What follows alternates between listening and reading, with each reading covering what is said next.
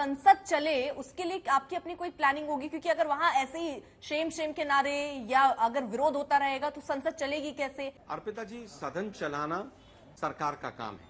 हाँ, विपक्ष की गलती है कि नीट जैसे मुद्दों पर शेम शेम नहीं करना चाहिए। बड़े बड़े माला लेकर जानी चाहिए और बड़ी बड़ी माला जो है एजुकेशन मिनिस्टर को पहना देनी चाहिए। जहां तक बात नीट की है, तो नीट के ऊपर हम तो पिछले 1 महीने से कह रहे हैं कि सुप्रीम कोर्ट मॉनिटर्ड इंक्वायरी होनी चाहिए, लेकिन दुर्भाग्य देखिए कि एक आरएसएस का पिट्ठू जो नीट का चेयरमैन है, वो पिट्ठू जो है पूरी तरह से महारत हासिल करके आया हुआ है। वो वहां पर छत्तीसगढ़ हो, मध्य प्रदेश हो, यहां हो, नीट हो, लेकिन उसको बीजेपी हटा नहीं सकती है। उसी को जांच का जिम्मा सौंप दिया जाता है। अर्पिता जी, मेरे पीआईएल सुप्रीम कोर्ट में दाखिल है मेरे नाम से और मैं सुप्रीम कोर्ट में भी इस लड़ाई को लड़ रहा हूं। ये केवल पेपर लीक का मामला नहीं, ये हजारों करोड़ का बीजेपी और आरएसएस का माइंड गेम है और भविष्य के साथ खिलवाड़ है। इसमें सेंटर हाईजैक हुए हैं और वो सेंटर जो है, एग्जाम जो स्कूल सेंटर हैं, वो बीजेपी वालों के हैं। इसमें ग्रेस मार्क्स का घोटाला है, इसमें टाइम लॉस थ्योरी के आधार पर घोटाला है, गलत सवाल पूछे गए उसका घोटाला है। 4 तारीख को रिजल्ट दे दिया क्योंकि 14 को हो सकता है सरकार ना बनती मोदी जी की, तो 4 तारीख को ही 14 तारीख की जगह रिजल्ट दे दिया गया है।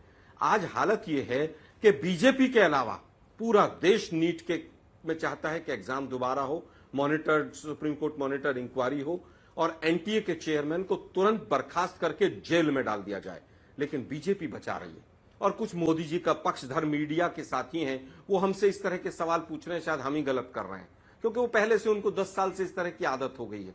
नोटबंदी थी तो नोटबंदी पे के विपक्ष राजनीति कर रहा है, किसानों के ऊपर राजनीति नहीं होनी चाहिए, हाथरस पे राजनीति नहीं होनी चाहिए, कोरोना पे राजनीति नहीं होनी चाहिए, चीन पे राजनीति नहीं होनी चाहिए, नीट पे राजनीति नहीं होनी चाहिए, अग्निवीर पे राजनीति नहीं होनी चाहिए। तो राजनीति किस चीज पे होनी चाहिए? मीडिया ही बता दे हमें। मीडिया के कुछ साथी आज भी हमसे ये सवाल पूछ रहे हैं कि आप लोग राजनीति क्यों कर रहे हैं। मुझे लगता है कि इतना गंभीर विषय है ये, तुरंत एक्शन होना चाहिए था। लेकिन इसको भी आज राष्ट्रपति महोदय के अभिभाषण में जिस शब्दावली के साथ इस्तेमाल किया गया कि बाकी राज्यों में भी होते हैं, बहुत सारे पेपर लीक होते हैं, इस पर पर्दा डालने का काम किया। तमाम टीवी शोज, तमाम टीवी डिबेट्स आप उठाकर देखिए, बीजेपी के प्रवक्ता नीट के चेयरमैन को बचाते पाएंगे, क्योंकि उसने पिछले 20 सालों से जहां भी वो रहा है, आरएसएस और बीजेपी के लोगों के बच्चों को गलत तरीके से भर्ती किया है उसने।